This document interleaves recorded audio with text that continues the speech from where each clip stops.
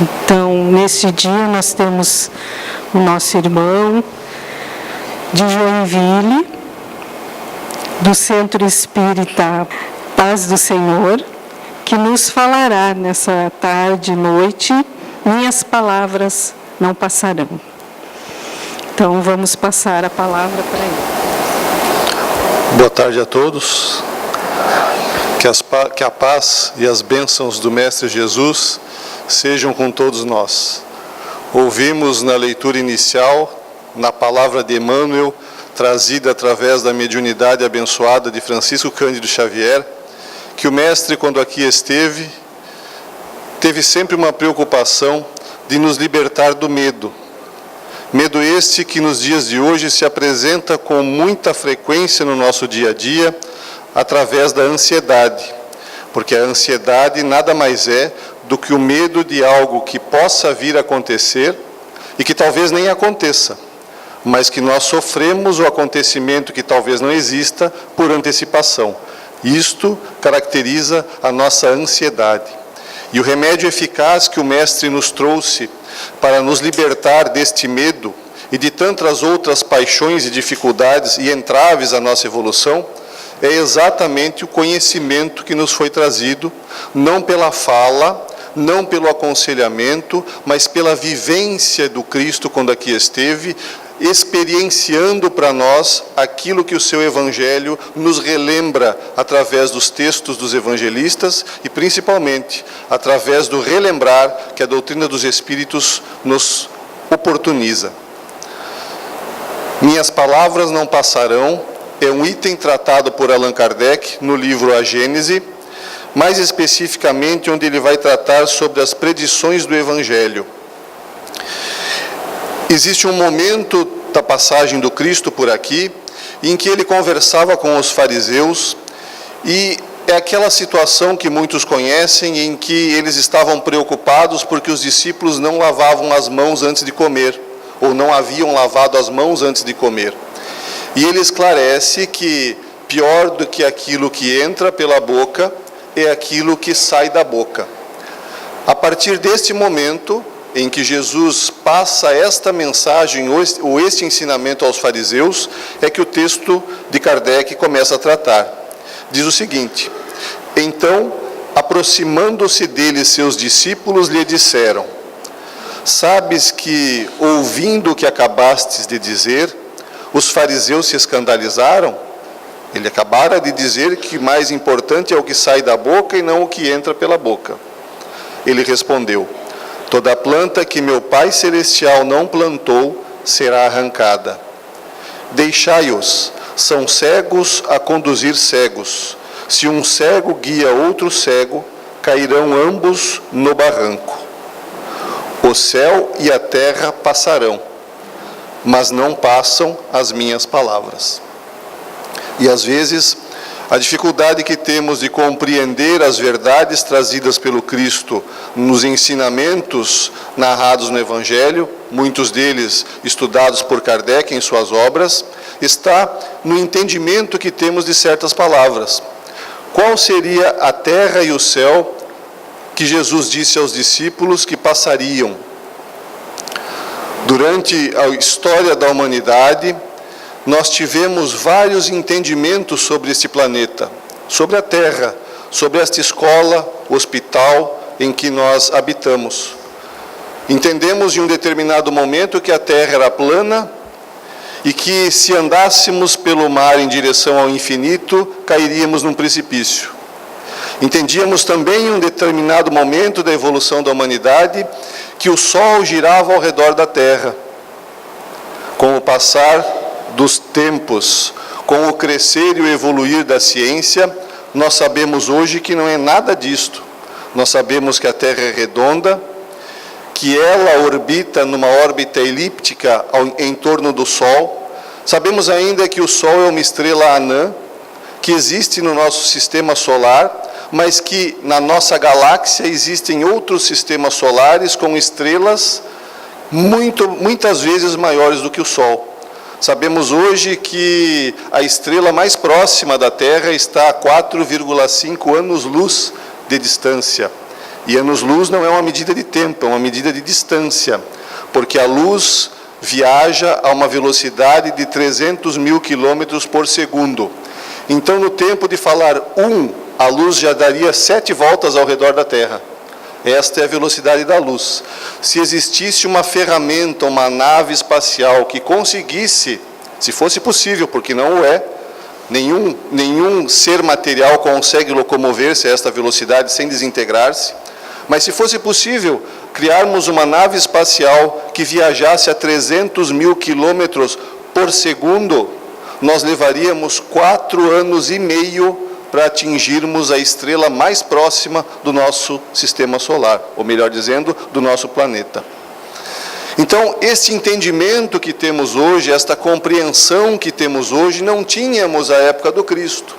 E de nada valia o Cristo explicar àquelas criaturas que ali estávamos conhecimentos científicos que não suportaríamos. É como se nós quiséssemos ensinar matemática avançada para o aluno que está recém entrando na educação infantil. Não há possibilidade de compreensão destas coisas.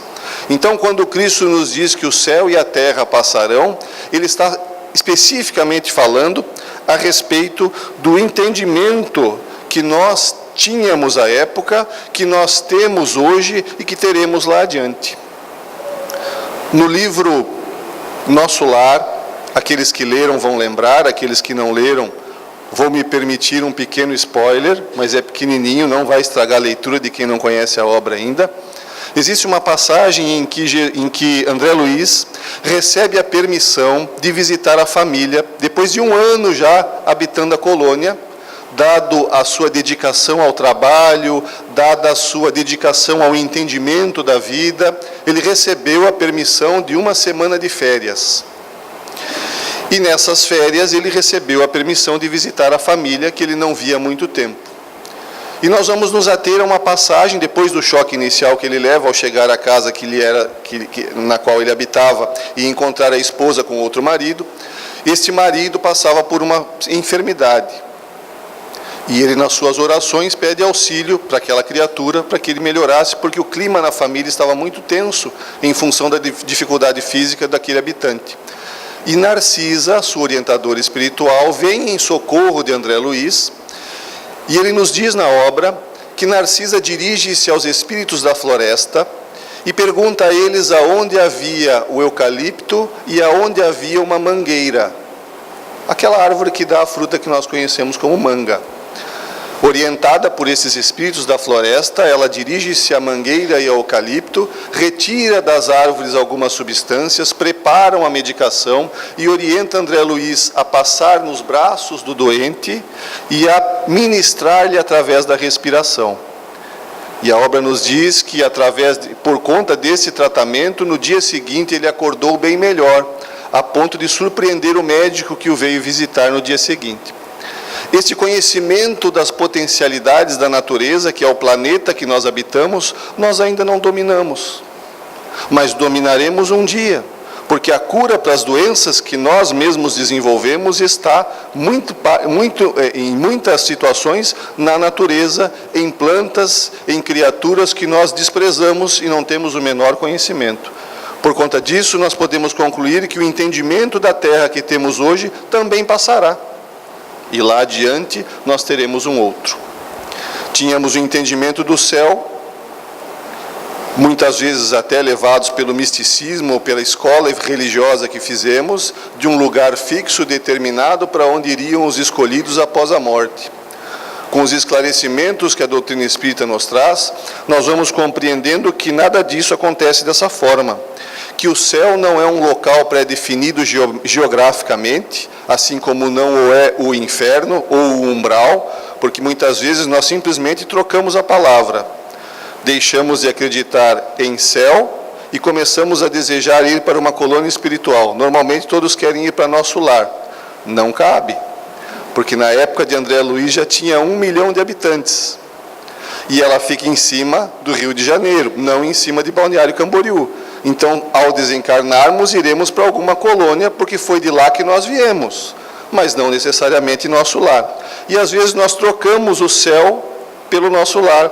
e trocamos o inferno pelo umbral, mas troca a palavra e não troca o conceito e o entendimento da situação. Nem o céu é um lugar pré-definido e nem o umbral é um lugar pré-definido. Aliás, nós que aqui estamos no umbral, porque a Terra está na região umbralina. Nós estamos, conforme fala de André Luiz no livro Evolução em Dois Mundos, mais próximos da animalidade quase absoluta do que da angelitude. Então o nosso mundo ainda é um mundo, comparado aos demais, um tanto primitivo. Nós temos tempestades, nós temos inundações, um mundo onde a natureza já se resolveu e está tudo em equilíbrio, não há mais necessidade disso. Nós passamos nas épocas de verão por tormentas terríveis, por descargas elétricas na nossa atmosfera, que não são mais necessárias em mundos que já estão mais evoluídos do que o nosso. Então isso demonstra o grau de primitivismo do nosso planeta. E, obviamente, se aqui estamos, o nosso próprio, porque se fôssemos evoluídos, estaríamos num mundo melhor do que este. Mas este é, sem sombra de dúvida, o local especificamente destinado a nós, porque aqui nós encontramos tudo de que precisamos nessa nossa caminhada evolutiva, que nos levará um dia à perfeição, e por conta da perfeição, à felicidade. Então, nós vamos percebendo que o entendimento que temos das coisas, do céu e da terra, e até mesmo o entendimento de Deus, vai se melhorando e vai se aproximando da verdade, à medida que nesta caminhada evolutiva nós vamos crescendo como espíritos imortais e indestrutíveis que somos. Muitas vezes nós nos surpreendemos com a informação de que somos indestrutíveis, mas foi o próprio Cristo que nos disse isso, porque Ele nos falou que nenhuma de minhas ovelhas se perderá. Ele não botou um parênteses ou um apóstrofo no meio da frase e disse assim: nenhuma de minhas ovelhas se perderá, exceto aquelas que forem destruídas, porque nós não somos destrutíveis. Então, nenhuma de minhas ovelhas se perderá, ninguém se perderá. Se não deixaremos de existir, somos indestrutíveis. E esse entendimento nos valeu, nos serviu, este que citamos há pouco, da Terra chata, do teocentrismo em que o Sol girava ao redor do planeta, das regiões do inferno, das regiões do céu, nos valeu por um determinado momento. É o que Kardec nos fala quando diz assim: a revelação limitada foi suficiente a certo período da humanidade, e Deus a proporciona gradativamente ao progresso e às forças do Espírito. Os que recebem hoje uma revelação mais completa, esses somos nós. Os que recebem hoje uma revelação mais completa somos nós. São os mesmos, olha que extraordinário, são os mesmos espíritos que tiveram desta revelação, uma partícula em outros tempos, e que, de então por diante, se engrandeceram em inteligência. Então hoje sabemos mais porque o nosso nível de inteligência é maior do que o tínhamos há centenas de anos atrás, ou milhares de anos atrás, como quando fomos criados na simplicidade e na ignorância. Hoje já não somos mais as criaturas simples e ignorantes do momento da nossa criação, do momento do nosso início. Já somos criaturas complexas. E muitos de nós, na verdade, até meio complicados, além de complexos. Mas isso demonstra que já evoluímos, que já estamos caminhando, que já temos inteligência para entender o local em que habitamos, para entender um pouquinho mais a respeito do nosso Criador e, principalmente, que é o que a doutrina espírita espera de nós, ou melhor dizendo, é o que a doutrina espírita nos oportuniza, entendermos um pouco mais a respeito de nós mesmos, almas que somos e que possuímos um corpo enquanto encarnados, e espíritos que nos tornaremos quando este corpo físico morrer e nós retornarmos à pátria espiritual, a colônia em cima de Balneário Camboriú, que eu não sei o nome, mas deve existir alguma. Talvez não tão grande como o nosso lar, mas com certeza existe uma colônia, uma família espiritual nos aguardando quando este corpo físico morrer. Como tinha uma família física nos aguardando quando nós saímos de lá, deixamos a turma lá bastante entristecida e alegramos a família que nos recebeu aqui como aquela criança belíssima, naquela embalagem que Deus propicia para que desenvolva o amor na família, com aquele corpinho tenro e aquela imagem que normalmente a mãe acha linda, às vezes o pai nem tanto, mas que nós achamos linda, e que vem naquela embalagem exatamente para despertar os sentimentos que nos despertam um recém-nascido. Ternura, compaixão, amor e alegria. Mas enquanto aqui nós nos alegramos, aqueles que lá ficaram se entristecem. Quando a gente volta, inverte. Aqueles que aqui ficam se entristecem e a turma que recebe fica feliz. Então nós não estamos contentes nunca, nem quando nasce, nem quando desencarna. Não nos acostumamos nas diversas idas e vindas que tivemos e nas diversas idas e vindas que teremos ainda até atingirmos a perfeição. Ainda que seja a perfeição relativa, porque nós sabemos que a perfeição absoluta só a Deus pertence. E dentro desta fala pode nos surgir um questionamento a respeito de uma passagem do livro de Mateus, capítulo 5, versículo 48, onde Jesus nos diz assim: sede perfeitos como perfeito é o vosso Pai. Mas pode a criatura atingir o nível de perfeição do Criador? Pode o absoluto ser abarcado pelo relativo que somos nós? Mas então teria Jesus dito uma inverdade?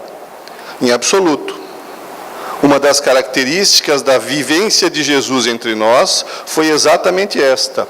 Em momento algum dos ensinamentos que nos deixou, Jesus deixou de falar a verdade.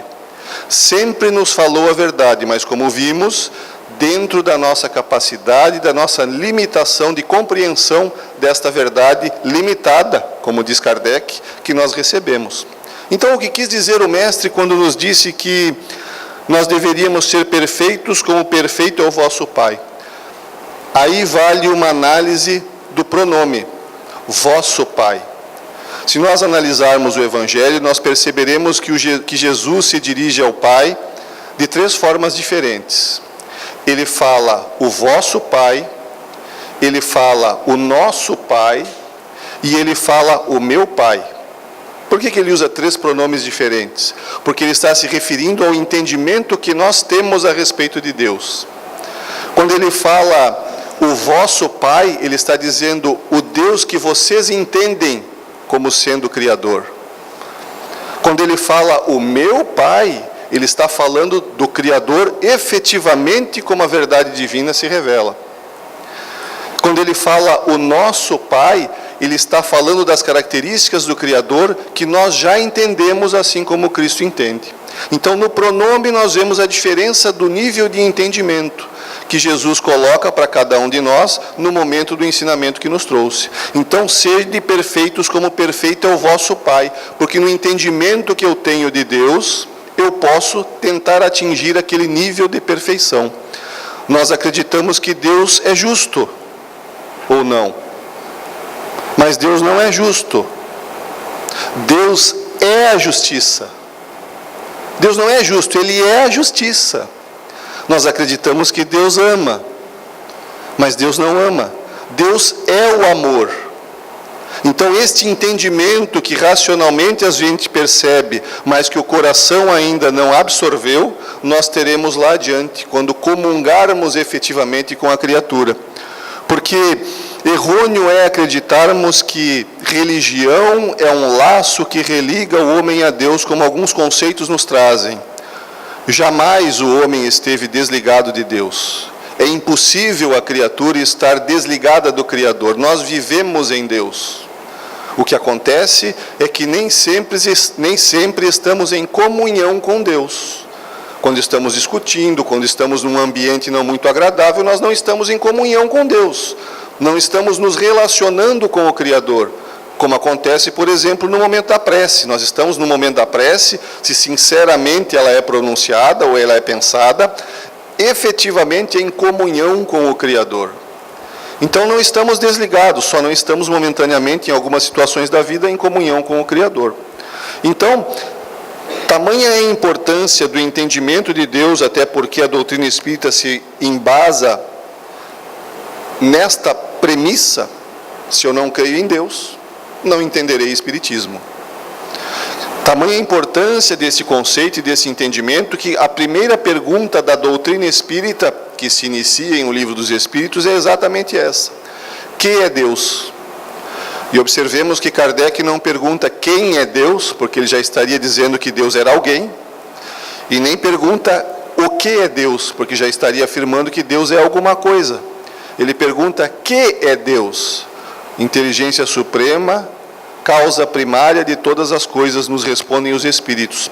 E ali ele desdobra até a questão de número 13, uma série de conceitos dos atributos divinos, para que através dos atributos nós tenhamos um pouquinho mais de compreensão de Deus.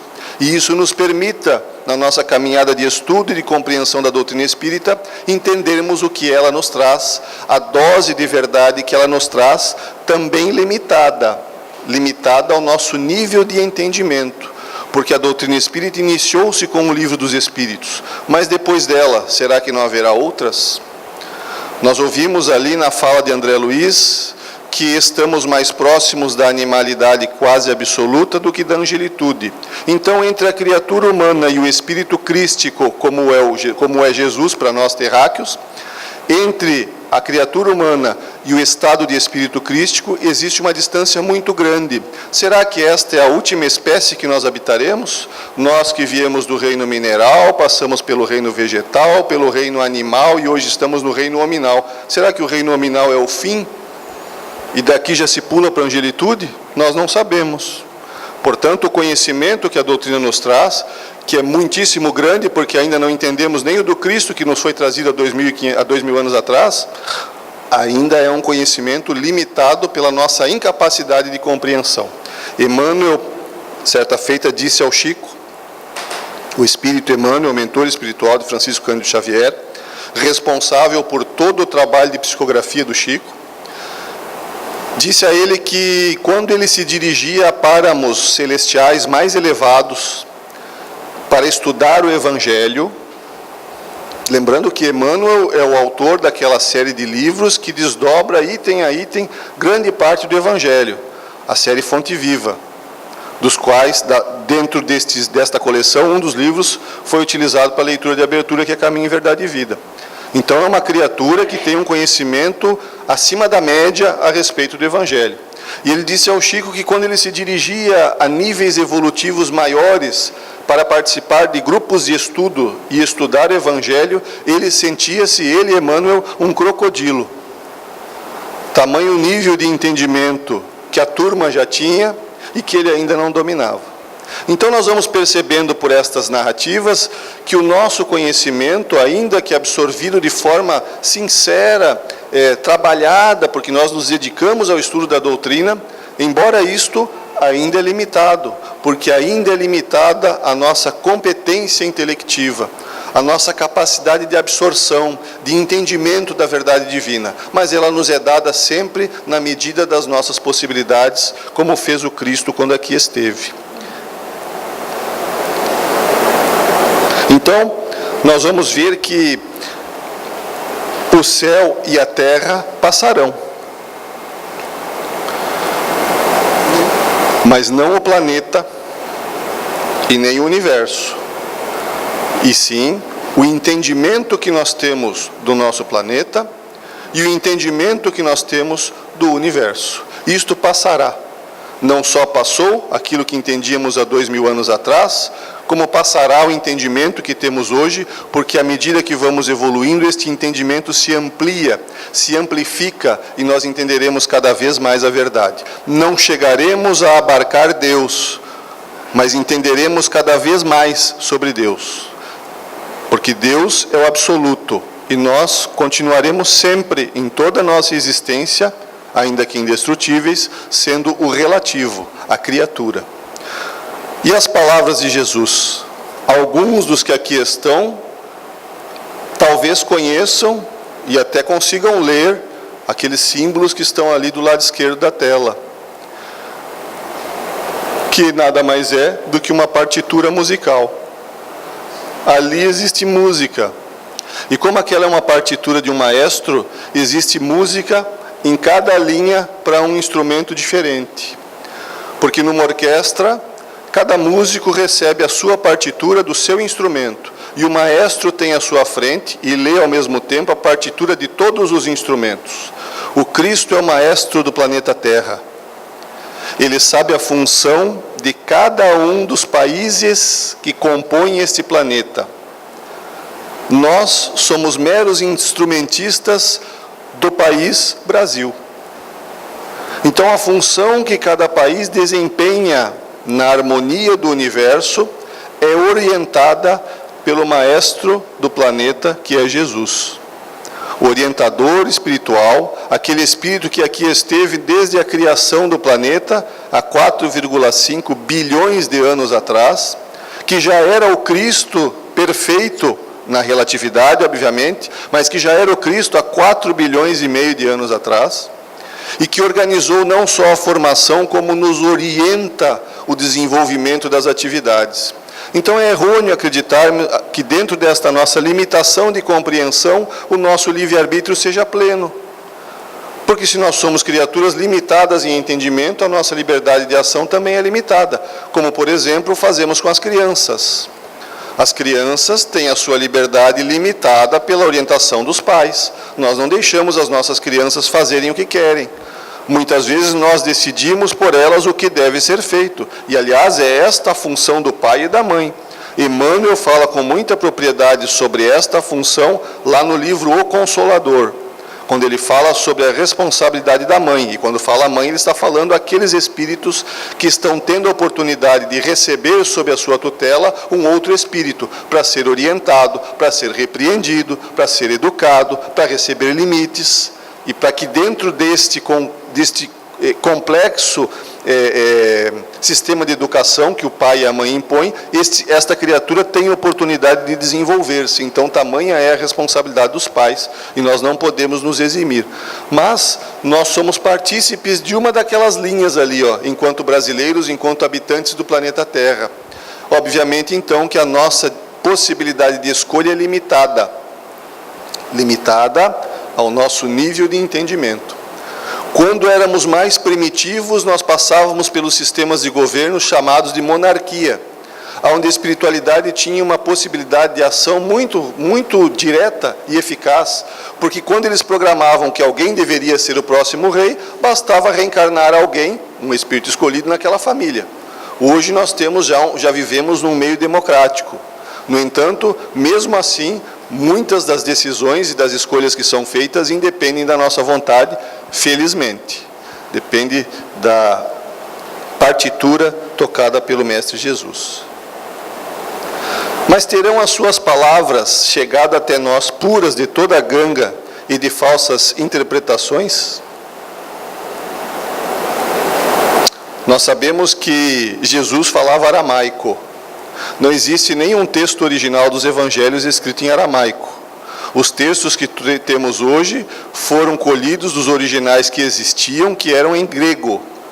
Do grego saíram as diversas traduções, sendo que uma que nós citamos é a tradução de Haroldo Dutra Dias, feita com patrocínio da Federação Espírita Brasileira, na qual ele nos traz os 4 evangelhos para o nosso entendimento, buscando ser o mais fidedigno possível ao texto original, que já não é mais original, porque já está em grego, e o original era em aramaico. Então, será que dentro dessas traduções todas, aquilo que o Cristo nos disse nos chegou com a pureza com que ele proferiu as palavras? Nenhuma seita cristã as terá desviado do verdadeiro sentido? Essas são indagações que Kardec faz no livro A Gênese. Não somos nós que fizemos as perguntas. Isso está lá no capítulo 17, Minhas Palavras Não Passarão, no item 26 do livro A Gênese, fica como sugestão de leitura para aqueles que assim o desejarem. Todas, finalmente, serão assim, em teoria como na prática, expressão pura da sua doutrina? Nós sabemos que Jesus, quando aqui esteve, não fundou religião alguma. Não foi Jesus que criou a palavra Cristo, e muito menos ele que criou o cristianismo. O Cristo e o cristianismo foram palavras cunhadas por nós, para nos caracterizarmos como seguidores do Cristo, então nos dizíamos, ou nos dizemos ainda, cristãos. Mas ele não criou nenhuma escola religiosa. Ele nos trouxe, na fala de Hermínio Corrêa de Miranda, nos trouxe um programa de comportamento que, se seguido, e podemos seguir aqui nesse planeta exatamente o que Jesus nos ensinou, nós atingiremos com mais celeridade o nível de espíritos perfeitos. Mas esta celeridade, a velocidade da nossa evolução, isto faz parte do nosso livre-arbítrio. Esta é uma liberdade de ação que os Espíritos e que o próprio Criador nos dá. Nós escolhemos a velocidade com que eu quero ser feliz. Porque a felicidade verdadeira só atingirei quando for espírito puro. Nos diz Allan Kardec no livro Céu e Inferno, no Código Penal da Vida Futura, em uma das cláusulas do Código Penal da Vida Futura, que enquanto houver na criatura uma mínima que seja imperfeição, esta mínima imperfeição será motivo de sofrimento. E como felicidade e sofrimento não andam uma do lado da outra, para ser feliz eu tenho que parar de sofrer. Para parar de sofrer, eu tenho que me tornar liberto de todas as imperfeições, ou seja, espírito puro. Mas a velocidade que eu caminho em direção à minha felicidade é uma escolha minha. Os espíritos jamais nos tolhem esta liberdade de escolha, inclusive no nosso planejamento reencarnatório. As palavras de Jesus não passarão porque serão verdadeiras em todos os tempos. Será eterno o seu código moral, ou o seu programa de comportamento, conforme fala Hermínio Miranda nas suas obras. Nós vamos perceber então que o céu e a terra passarão no sentido de entendimento conceitual do que é o céu e do que é a terra. Mas as palavras de Jesus não passarão porque são a expressão da verdade. E à medida que vamos crescendo, vamos evoluindo e vamos desenvolvendo a nossa inteligência, nós compreenderemos cada vez mais. Talvez até ao ponto de um dia sermos o crocodilo que o Emmanuel se considera, que já é uma evolução. Porque se atingirmos o nível de ser um crocodilo que nem Emmanuel, imagina que nível espiritual nós estaremos atingindo. Emmanuel, no livro Pensamento e Vida, nos diz que, em média, a humanidade tem o mesmo nível de entendimento. Alguns sobem um pouquinho além da curva, no quesito inteligência, e mesmo estes que sobem um pouquinho além da curva, sobem muito pouco. Nos diz Emmanuel, no livro Pensamento e Vida, que para aqueles que não conhecem a obra, o livro Pensamento e Vida é uma apostila utilizada no plano espiritual para a preparação de futuros reencarnantes. Então eles têm os grupos de estudo lá no plano espiritual, daqueles que vão reencarnar, e usam uma apostila, obviamente que o nome talvez não seja esse, mas que Emmanuel pegou, adaptou ao nosso entendimento e publicou, nos trouxe através do Chico Xavier com o título Pensamento e Vida. Então, Pensamento e Vida é um livro de estudos do plano espiritual que nós temos aqui ao nosso dispor, antes de nos prepararmos para a próxima reencarnação, que se dará após a morte deste corpo físico. Será eterno o seu código moral. O que nós vamos é cada vez mais entendendo e, na medida do entendimento, praticando esse código moral. Porque as virtudes conquistadas nos impedem de agirmos de forma contrária. Por exemplo, imaginemos que este ambiente esteja totalmente lotado, sem nenhum lugar, e adentre ao fundo da sala uma pessoa com uma dificuldade de caminhar, uma senhora idosa, uma mulher grávida. Quantos de nós não nos levantaríamos para ceder o lugar àquela criatura? Ou melhor dizendo, imagina que ninguém deu o lugar e a senhora grávida vem e fica em pé aqui na frente. Quantos de nós nos sentiríamos incomodados de estar sentado vendo uma senhora grávida num dia quente e em pé assistindo a palestra? Aqueles de nós que já temos esse incômodo, é uma conquista. Nós não conseguiremos mais suportar aquela situação, porque já conquistamos aquele nível de entendimento que quando alguém necessita mais do que eu, daquilo que eu tenho, eu me sinto incomodado se eu não der aquilo que eu tenho para aquela criatura que necessita. Isto é uma conquista. Muitos de nós ainda não temos esse nível de entendimento, ainda não temos essa conquista. E acreditamos que, já que eu cheguei mais cedo, o lugar é meu. A criatura que chegou mais tarde, que se planeje para no sábado que vem chegar mais cedo e ter um lugarzinho para ela sentar. Por incrível que pareça, este é o entendimento de grande parte dos nossos companheiros de caminhada evolutiva. Então, uma virtude, quando ela é conquistada, nós não perdemos mais e não conseguimos mais agir de forma contrária. A paciência, por exemplo. Muitas vezes as pessoas dizem, perdi a paciência. Quem perdeu a paciência, nunca teve. Porque quem tem paciência, não perde. Disse um certo palestrante uma vez que quando o marido é sempre o mal da história, né? Mas como eu recebi a história assim, eu vou repetir. Quando o marido dirige-se à esposa e diz assim: onde estão as minhas meias? E ele, estabanado na sua forma de agir, ela responde: lá na primeira gaveta. Passados alguns segundos, ele pergunta de novo: onde é mesmo que estão as minhas meias? Lá na gaveta. Quando da 10ª vez ele faz a mesma pergunta e ela responde no mesmo tom de voz: estão lá na gaveta. Esta criatura é uma candidata ao início do desenvolvimento da paciência. Agora, quando na segunda vez ela já explode, não perdeu a paciência, ainda não conquistamos esta virtude. Imaginemos nós que esta criatura que aqui esteve, que já era perfeito há 4,5 bilhões de anos atrás, escutava as lamúrias daqueles que se dirigiam a ele para reclamar do vizinho, para reclamar da esposa, para reclamar do marido, para dizer que doía aqui ou que doía ali, porque as criaturas que iam lá não iam para perto do Cristo para aprender o Evangelho, iam para livrar-se das suas mazelas materiais. E ele nunca desrespeitou e nem perdeu a paciência com ninguém. Muitas vezes a gente escuta no nosso dia a dia algumas lamúrias de alguns companheiros de caminhada e já tem que respirar fundo, né? Porque às vezes até o sangue ferve. Então isso demonstra a vivência da virtude e paciência que o Cristo já tinha quando aqui esteve e hoje muito mais. Uma virtude conquistada nos obriga a agirmos acertadamente no caminho do bem. Não conseguimos mais agir de outra forma. É a mesma coisa que acreditarmos que em algum momento da sua passagem o Cristo se desequilibrou e saiu agredindo alguém. Não cabe na criatura que ama esta atitude. A criatura que ama não consegue agredir ninguém. O que nós vemos nas passagens do Evangelho é a postura firme do espírito de moral ilibada como Cristo. Mas não que ele agredia ou que ele agrediu alguém na sua forma de ser ou de tratar. Bem compreendido, mas sobretudo bem sentido, o Espiritismo leva aos resultados acima expostos, que caracterizam, resultados acima expostos, são aqueles que caracterizam o verdadeiro espírita como o verdadeiro cristão, pois que um o mesmo é que outro. Isso está lá no Evangelho segundo o Espiritismo, quando Kardec aborda a temática bons espíritas. Então ele nos diz que o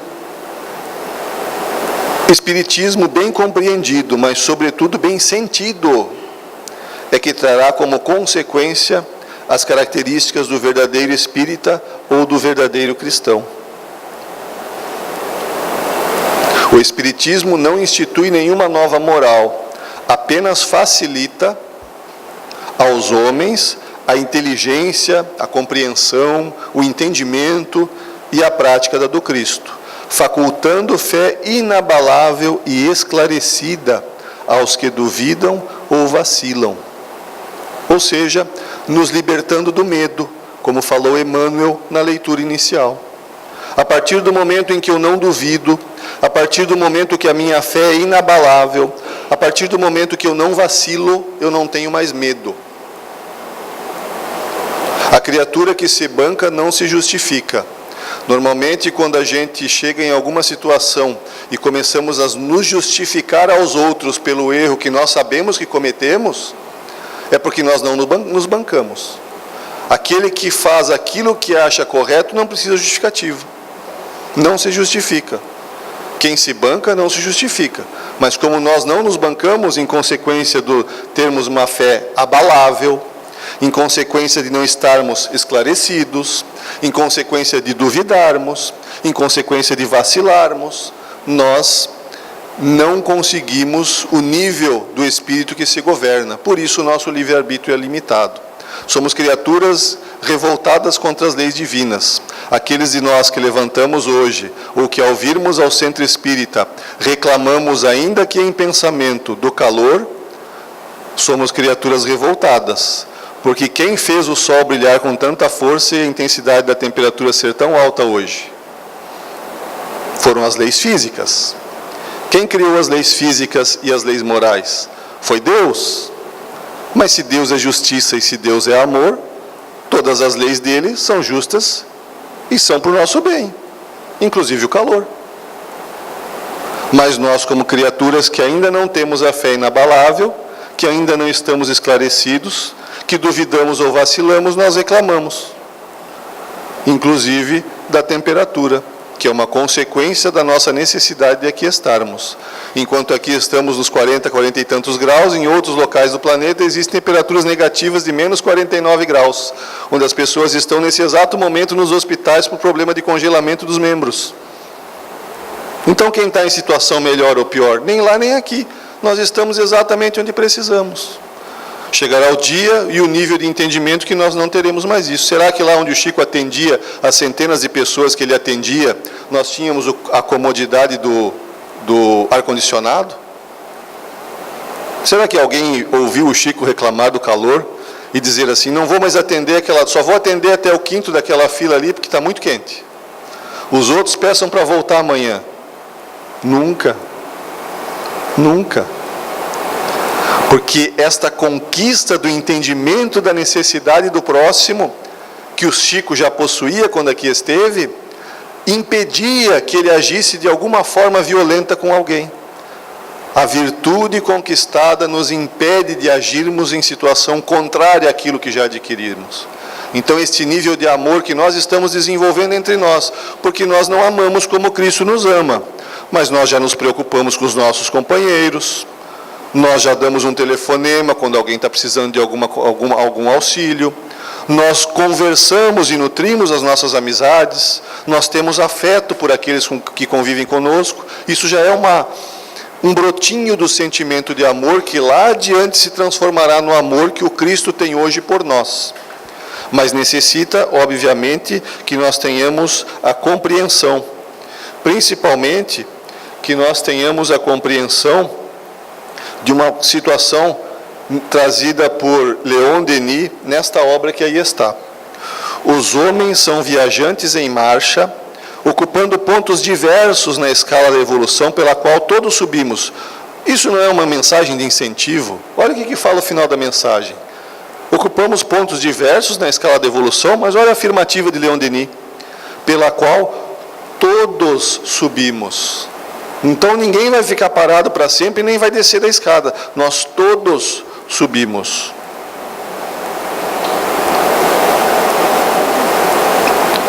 Todos os espíritos em marcha são auxiliados por seus irmãos mais adiantados e devem auxiliar, por sua vez, todos os que lhe estão abaixo. Leon Denis. E por fim, não esqueçais nunca que o espírito, qualquer que sejam o grau de seu adiantamento e sua situação como reencarnado ou na erraticidade, que é aquele período que medeia entre uma encarnação e outra, nós estamos como espíritos errantes, não no sentido de erro, errante no sentido de viajor, aquele que está viajando entre uma encarnação e outra está na erraticidade. Está sempre colocado entre um superior que o guia e aperfeiçoa e um inferior, para com o qual tem que cumprir esses mesmos deveres. Sempre haverá alguém necessitando do nosso auxílio. E sempre, quando ele fala sempre, isso está na pergunta 888 do Livro dos Espíritos, e a resposta é de São Vicente de Paulo, quando ele fala sempre, é sempre. Sempre haverá alguém mais evoluído do que eu, pronto a me estender a mão, desde que eu esteja apto a receber esta ajuda. Ajuda esta que já nos foi prometida pelo Cristo quando aqui esteve, que nós ainda não entendemos, ainda não cristalizamos no nosso sentimento, mas que um dia será fruto do nosso, estará fixada no nosso entendimento. Que possamos nós, embasados nesta mensagem de São Vicente de Paulo, que possamos nós, possuidores de um nível de entendimento que a doutrina espírita nos traz, crescermos como criaturas imortais, indestrutíveis que somos, e adquirirmos, ainda que a passos pequenos, todas as virtudes que só têm um fim, conduzir-nos à perfeição e, por conta dela, à felicidade. Muito obrigado pela atenção de todos, e que a paz e as bênçãos do Mestre permaneçam com todos nós.